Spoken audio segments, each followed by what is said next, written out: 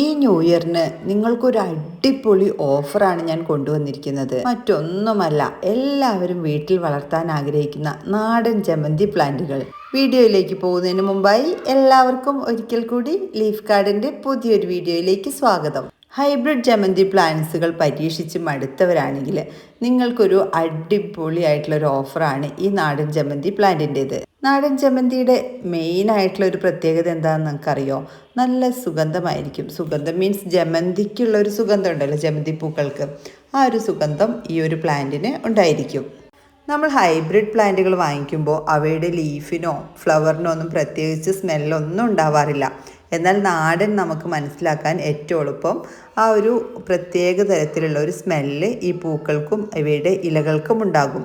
പിന്നെ മറ്റൊരു പ്രത്യേകത, അടിയിൽ നിന്നും പുതിയ തൈകൾ പൊട്ടിമുളച്ച് വരുന്നതായിരിക്കും.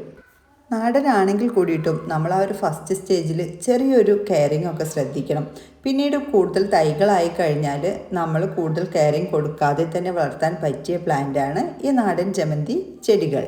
10 ഡിഫറെൻറ്റ് ഷെയ്ഡ് മാത്രമല്ല, ഇവയുടെ മറ്റൊരു പ്രത്യേകത 2 വെറൈറ്റീസ് ഇതിൽ അവൈലബിൾ ആണ്. തീരെ ഓഫ് ആയിട്ടുള്ള പ്ലാന്റ്സ്, പിന്നെ ഒരു മീഡിയം ടൈപ്പിലുള്ളത്, അത്യാവശ്യം ഹൈറ്റ് വെച്ച് പോകുന്ന ടൈപ്പ്.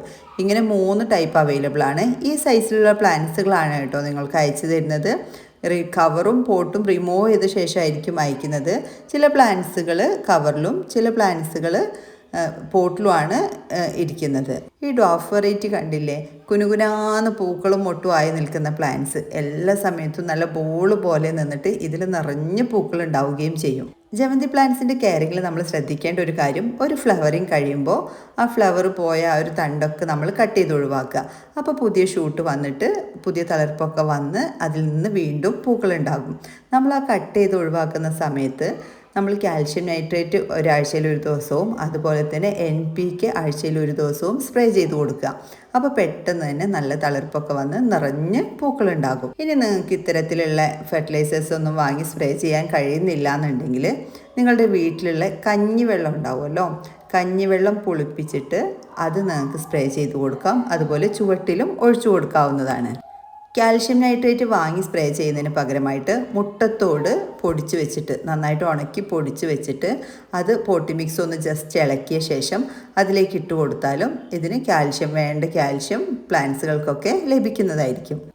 നമ്മൾ ഈ കഞ്ഞിവെള്ളം പുളിപ്പിക്കുന്ന സമയത്ത് അതിലേക്ക് പച്ചക്കറിയുടെ വേസ്റ്റൊക്കെ ഇട്ട് വെച്ചിട്ട്, ഉള്ളിത്തോല് അതുപോലെ പഴത്തോലിയൊക്കെ ഇട്ട് വെച്ചിട്ട് അവയുടെ തെളി എടുത്തിട്ട് ഒന്ന് ഡൈല്യൂട്ട് ചെയ്ത ശേഷം ഇലകളിലും പിന്നെ മണ്ണിലേക്കൊക്കെ ഒന്ന് ഒഴിച്ചു കൊടുക്കുകയാണെങ്കിൽ അത് നല്ല പ്ലാന്റിന് നല്ല ഗ്രോത്ത് കിട്ടാൻ സഹായിക്കും.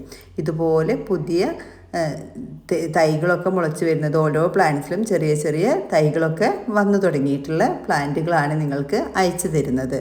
മാത്രമല്ല, ഈ പ്ലാന്റ് ഇരിക്കുന്ന മീഡിയ എന്ന് പറയുന്നത് ചകിരിച്ചോറൊന്നുമല്ല, നല്ല മണ്ണും ചാണകപ്പൊടിയും മാത്രം ചേർന്നൊരു മിക്സിലാണ് ഈ പ്ലാന്റ് ഇരിക്കുന്നത്. ഇതാണ് ആ 10 ഡിഫറെൻറ്റ് ഷെയ്ഡുകൾ. ഈ ബൗള് പോലെ വരുന്നത് മിനിയേച്ചർ ടൈപ്പാണ് കേട്ടോ. ഈ പ്ലാന്റ് നമ്മളിപ്പോൾ കോംബോ ആയിട്ട് മാത്രമാണ് കൊടുക്കുന്നത്. വളരെ ലിമിറ്റഡ് സ്റ്റോക്കാണ് നമ്മളടുത്ത് അവൈലബിൾ ആയിട്ടുള്ളൂ. അതുകൊണ്ട് തന്നെ പ്ലാന്റ്സ് വാങ്ങിക്കാൻ താല്പര്യമുള്ളവർ ഒരുപാട് വെയിറ്റ് ചെയ്ത് നിൽക്കേണ്ട. വീഡിയോ കണ്ട ഉടൻ തന്നെ സ്ക്രീനിൽ കൊടുത്തിരിക്കുന്ന നമ്പറിലേക്ക് പെട്ടെന്ന് തന്നെ നിങ്ങളുടെ ഓർഡർ പ്ലേസ് ചെയ്യാനായിട്ട് ശ്രദ്ധിച്ചോളൂ.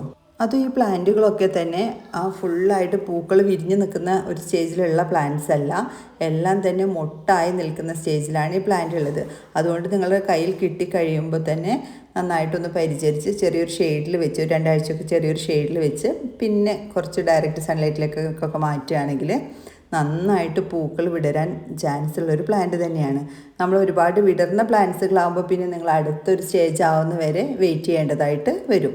നാടൻ ജമന്തി എപ്പോൾ ഓഫറിലിട്ടാലും 1-2 ദിവസം കൊണ്ട് ലിമിറ്റഡ് സ്റ്റോക്ക് ആവും. അതുകൊണ്ട് ഈ വീഡിയോ കാണുന്നവർ പെട്ടെന്ന് തന്നെ ഓർഡർ ചെയ്യുക. മാത്രമല്ല, നിങ്ങൾ കുറച്ച് ലേറ്റായിട്ടാണ് വീഡിയോ കാണുന്നതെന്നുണ്ടെങ്കിൽ എൻക്വയറി ചെയ്ത് പ്ലാൻസ് ഉണ്ടോയെന്ന് ഉറപ്പ് വരുത്തിയ ശേഷം മാത്രം ഗൂഗിൾ പേ ചെയ്യാനായിട്ട് ശ്രദ്ധിക്കേണ്ടതാണ്. നിങ്ങൾ ഈ ചാനൽ കാണുന്നത് സബ്സ്ക്രൈബ് ചെയ്യാതെയാണെന്നുണ്ടെങ്കിൽ മറക്കാതെ തന്നെ സബ്സ്ക്രൈബ് ചെയ്യുകയും തൊട്ടടുത്ത് കാണുന്ന ബെല്ലൈക്കൺ കൂടെ ക്ലിക്ക് ചെയ്തിടുകയാണെങ്കിൽ ഇതുപോലുള്ള ഓഫർ വീഡിയോസൊക്കെ നിങ്ങൾക്ക് പെട്ടെന്ന് തന്നെ ലഭിക്കുകയും ചെയ്യുന്നതാണ്. ഇടയ്ക്ക് നമ്മൾ ഏത് പ്ലാൻസ് എടുത്താലും 50 രൂപ എന്നുള്ള ഓഫർ വീഡിയോസൊക്കെ കൊണ്ടുവരാറുണ്ട്. അതൊക്കെ വെറും ലിമിറ്റഡ് ആയിട്ട് 2 ദിവസത്തേക്ക് 1 ദിവസത്തേക്കൊക്കെയാണ് ഉണ്ടാവാറുള്ളത്.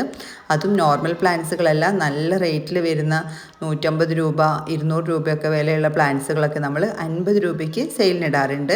അതുകൊണ്ട് എല്ലാവരും വീഡിയോ മുഴുവനായിട്ട് കാണാനും അതുപോലെ തന്നെ ചാനൽ സബ്സ്ക്രൈബ് ചെയ്യാനും വിട്ടുപോകരുത്. ഈ നാടൻ ജമന്തിയുടെ 10 പ്ലാൻസുകൾ ഫ്രീ ഷിപ്പിംഗ് ആയിട്ട് 750 രൂപയ്ക്കാണ് കേരളത്തിൽ എവിടെയായാലും നിങ്ങൾക്ക് ലഭിക്കുന്നത്. DTDC കൊറിയർ വഴിയാണ് ഈ പ്ലാന്റുകൾ നമ്മൾ അയച്ചു തരുന്നത്.